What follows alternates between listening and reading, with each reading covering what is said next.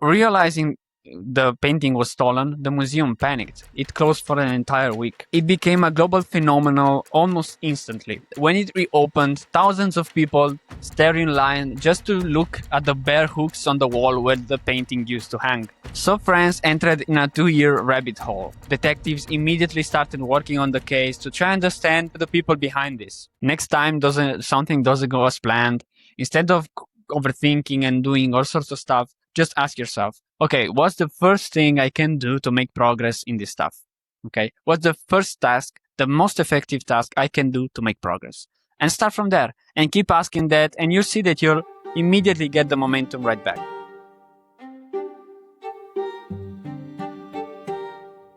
So it's 1911, August in Paris, and one 29-year-old Italian guy decided that it was time, in his opinion, for the Mona Lisa to head back to its rightful home. And so organized one of the simplest yet fascinating thefts in history. His name was Vincenzo Peruggia. But let's take a step back. How did it all happen? So Peruggia had been hired by the Louvre to install some protective glasses for some paintings, including the Mona Lisa.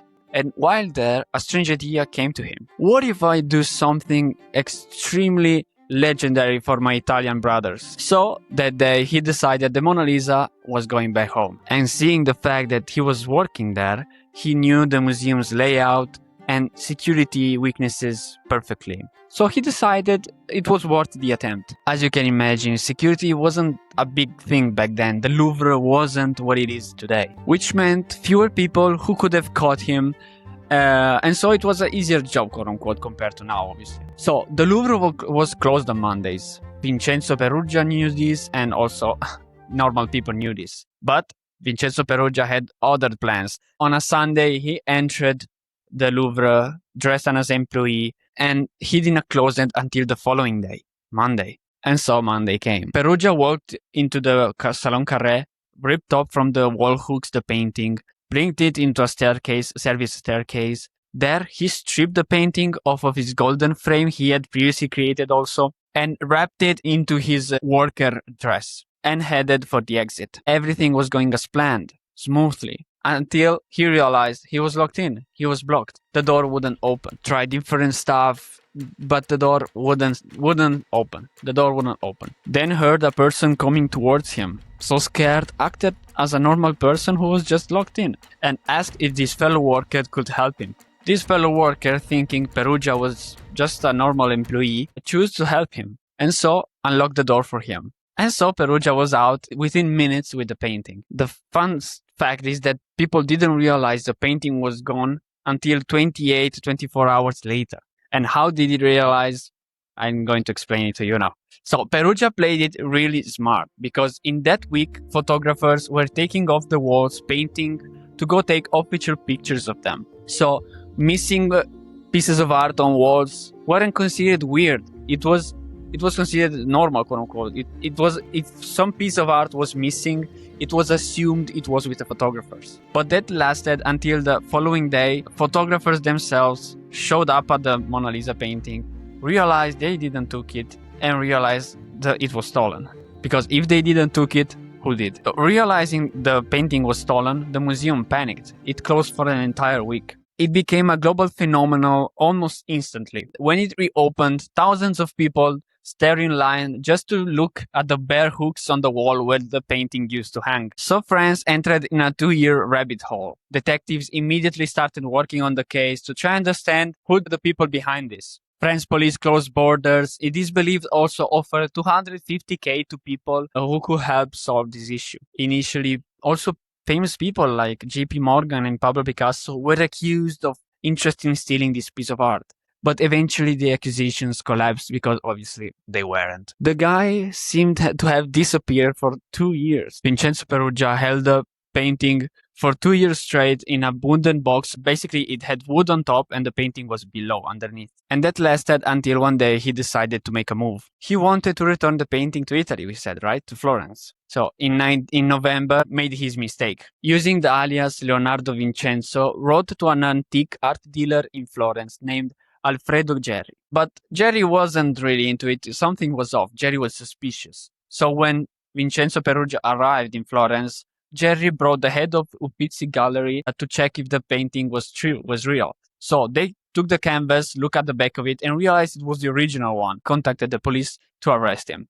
And so Perugia was arrested. But because the Italian culture saw him as a hero, as a patriotic hero, the sentence was very light. It was initially 1 year and 15 days, which was later reduced to 7 months. So after Perugia exit from prison, went straight to fight for Italy in World War I.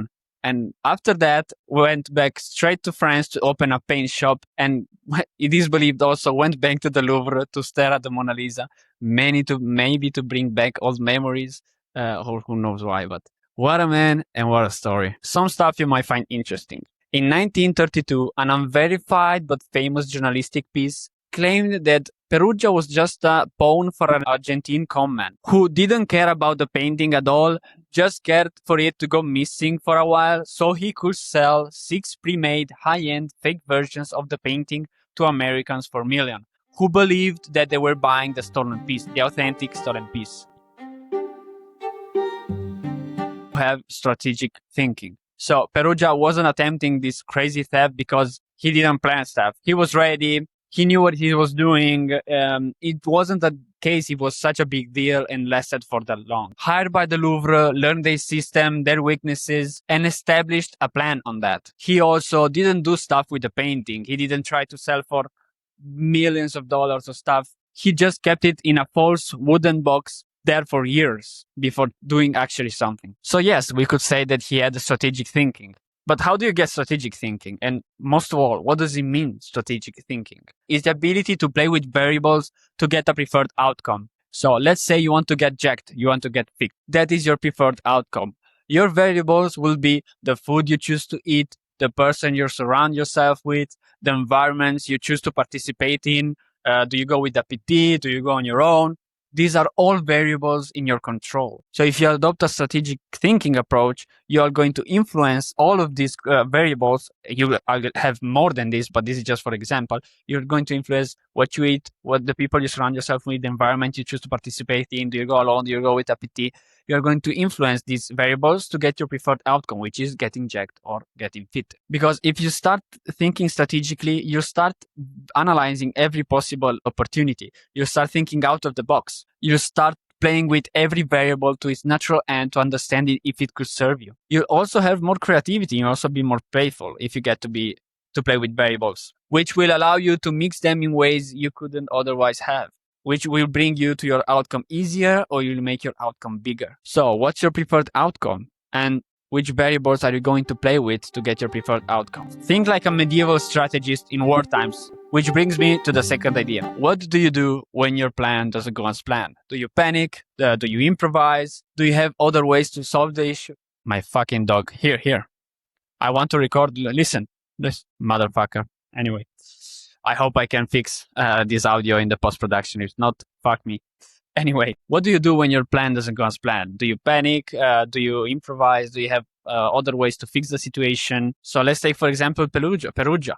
He was locked in. His door was locked. But he didn't quit. He decided to adapt. He decided to, improvise. How can I do this? How can I fix this? He had also had luck, obviously, but it did work out. So next time something doesn't go as planned, instead of overthinking and doing all sorts of stuff, just ask yourself, okay, what's the first thing I can do to make progress in this stuff? Okay, what's the first task, the most effective task I can do to make progress? And start from there and keep asking that, and you'll see that you'll immediately get the momentum right back. Because as Alex Hormozy says, I'm a big fan of him, you have to play with the card, you have to play with the hand you've been dealt. Okay, so stop complaining about stuff. It makes you look like you don't deserve the stuff you're complaining about. Okay? Like if you want to get a raise and if you complain about getting a raise, it means you're not providing enough value to get a raise, which it means if you're complaining about the raise, you are not worthy of the raise, because yes, it also involves culture. Anyway, this is for another video, but don't complain about stuff. It makes you look like you don't deserve it. What you do could be wrong for someone and could be right for someone else. So, for example, for France, Perugia wasn't really a friend. And for Italy, it was actually an almost patriotic hero. So weird how that works. Based on your circumstances, you could get two completely different looks. So now the question is for you. How can you improve your circumstances to help you on your journey, on your quest, on your objective, on your goal. And remember also that, yeah, people are going to judge you. You're likely piss some people off. You cannot be liked by everyone, but that's the game, that's life. And last but not least, humor. Humor will get you far in life, literally. Having fun and being playful with life will not only, studies show that will make you actually live longer, but it will not only make you live longer, it will make your experiences of living actually more and interesting, and it will make it a blast. Roger, after stealing the Mona Lisa, going to prison, fighting the World War One, went back straight to France, opened a paint shop, and it is believed went to France, went to the Louvre to check for, to look at the painting he had stolen previously, maybe to bring old memories back. Who knows again? But it's hilarious in my opinion. So humor serves you because it will remove a part of the stress that comes from having stakes in what you do. You become more playful, as we talked earlier. You become more creative because you're playful. You don't have perceived stakes, or at least you have stakes, but you're taking them more lightly. You'll also live your experiences more differently in a way, and you'll move from inner world to outer world. You'll stop overthinking stuff, which will make your life experience a complete blast. So now the question for you is, where could you get more ease if you were to be taking it with a little bit more humor? And for fuck's sake, stop being so serious. We're all going to die eventually. Again, Alex Hormozy, big fan of him. We are going to die eventually, so might at least have fun, okay? Stop caring about what people think. Fuck them.